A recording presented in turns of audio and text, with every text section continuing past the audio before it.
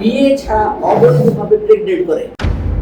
আমাকে খাবার দেওয়া হয়নি, কাজের মেয়েরা থাকতো ওদেরকেও খাবার দেওয়া হয়নি, কারণ আমাকে খাবার দিতে হবে তাই।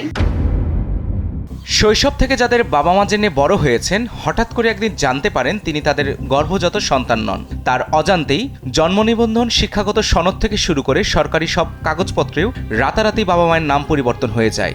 জন্মদাতা পিতামাতার পরিচয় জানতে চাইলেও জানানো হয়নি। আত্মপরিচয়ের সন্ধানে এমনই এক অনিশ্চিত জীবন পার করছেন ক্লাউডিয়া চৌধুরী। তার একটাই প্রশ্ন, তিনি আসলে কে, তার সত্যিকারের বাবা মা কে? স্যান্ডেলিনা সো, রূপচর্চায় আভিজাত্য। কিন্তু আমি নিজের আসল পিতামাতার কোনো পরিচয় জানি না, এবং এটাও জানি না যে তারা কেন আমাকে নিয়েছে, কবে নিয়েছে, কারণ আমার জ্ঞান হওয়া থেকে আমি তাদেরকে পিতামাতা হিসেবে জানি। দুস্থ পরিবারে জন্ম নেওয়া ক্লাউডিয়াকে 11 মাস বয়সে দত্তক নেন বড়লোক দম্পতি ডাক্তার শিপ্রা চৌধুরী ও ডাক্তার ওবায়দুর রহমান।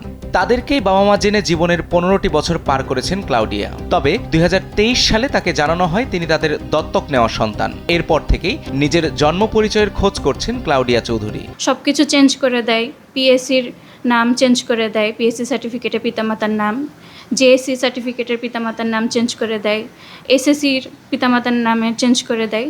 তারপর তারা হুট করে আমাকে বাসা থেকে বের করে দেয়।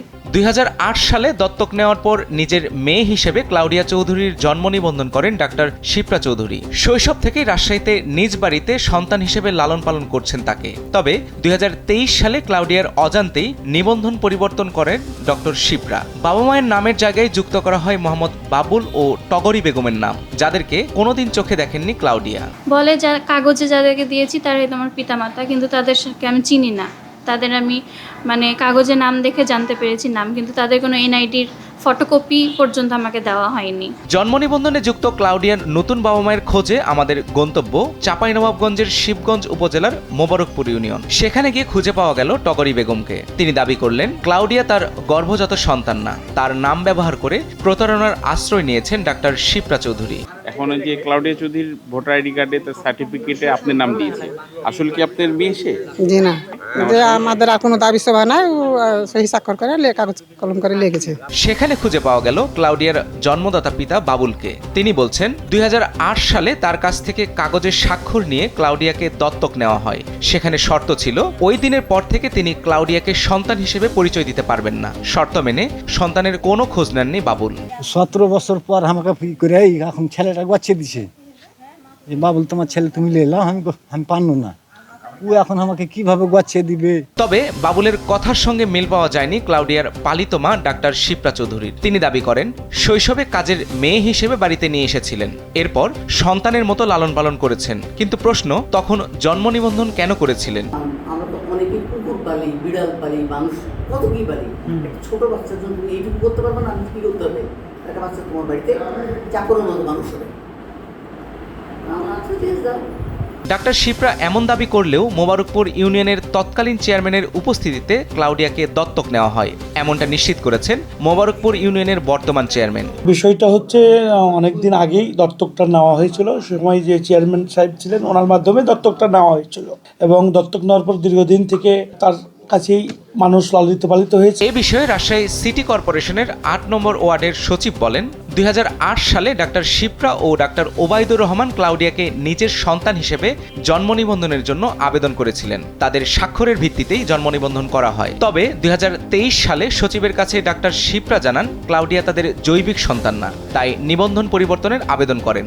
সচিব আপত্তি জানালেও ওয়ার্ড কাউন্সিলরের ক্ষমতা ব্যবহার করে ক্লাউডিয়ার বাবা মায়ের নাম পরিবর্তন করা হয়। 2/7/2008 সালে উনি তার মেয়ের জন্য মেয়ের জন্ম নিবন্ধনের জন্য আমাদের কাছে আবেদন করে, নিজ নাম স্বাক্ষর করে আমাদের কাছে আবেদন সাবমিট করে, এবং উহার প্রেক্ষিতে আমরা তার মেয়ের জন্ম নিবন্ধন করে দিই। এরপরে 2023 সালে তিনি আমাদের কাছে আসে, পুনরায় আবার আসে আমাদের কাছে বলে যে ওটা আমার মেয়ে না। প্রায় 1.5 যুগ লালন পালনের পর কেন ক্লাউডিয়াকে অস্বীকার করা হচ্ছে এ বিষয়ে জানতে ডাক্তার শিপ্রা চৌধুরীর কাছে গেলে তিনি কথা বলতে রাজি হননি। এর কিছুক্ষণ পর অস্ট্রেলিয়া থেকে শিপ্রার পুত্রবধূ ফোন করে জানতে চান কেন তার শাশুড়ির সঙ্গে যোগাযোগ করা হয়েছিল। পরে ক্লাউডিয়ার বিষয়ে জানতে চাইলে পুত্রবধূ শাশুড়ির সুরে কথা বলেন। অভিযোগ করেন ক্লাউডিয়া অল্প বয়সে পরিবারের বিরুদ্ধে প্রেমের সম্পর্কে জড়ান। আপনার যদি কোনো কোশ্চেন থাকে আমি তো ফ্যামিলির মেম্বার অনেক কিছু জানি, হয়তো না 100% জানি না, তবে অনেক কিছু বলতে পারবো বা জানি হয়তো বা আপনার কি জন্য আপনি মাকে বারবার নক করছেন বা কি ব্যাপারে আপনি মার সাথে কথা বলতে চাচ্ছেন? পায়েলকে যখন নিয়ে আসলো, বিশ্বাস করবেন নাকি, পায়েল ডাল ভাত ছাড়া কিছু খেতে পারতো না, কারণ সে লাইফে ডাল ভাত শুধু দিয়েছিল। সে অন্য কোনো খাবার জানতো না, অন্য কোনো খাবার খেলে কেমন হয়। সেই অবস্থা থেকে আমার শাশুড়ি ওকে খুবই ভালোবেসে বড় করছে। জানা গেছে, জায়গা জমি সংক্রান্ত ঘটনার জেরে ক্লাউডিয়াকে অস্বীকার করছেন ডাক্তার শিপ্রা। এমনকি তার নামে লিখে দেওয়া 5 কাঠা জমি ফেরত নিতেও মামলা করা হয়েছে। শৈশব থেকে যাদেরকে বাবা মা হিসেবে জেনেছেন তারাই এখন অস্বীকার করছে। আরেকদিকে জ্ঞান হওয়ার পর থেকে নিজের জন্মদাতা পিতাকে চোখে দেখেননি। এই অবস্থায় নিজের কাছে ক্লাউডিয়া প্রশ্ন করেন তিনি আসলে কে, কারা তার সত্যিকারের বাবা মা। রাসিব মোস্তফা, কালবেলা।